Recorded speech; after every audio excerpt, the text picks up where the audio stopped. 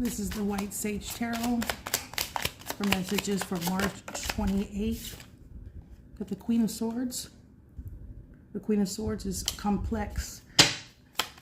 Her mind is clear. She makes clear decisions about the truth.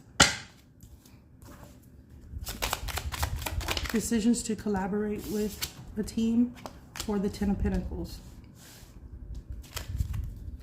Star card. Rebuild and heal, rejuvenate. The Lovers.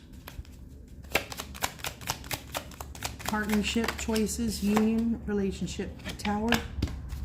Catastrophic, foundation, shift, upheaval or disaster. The Moon. Unconscious illusion and clarity.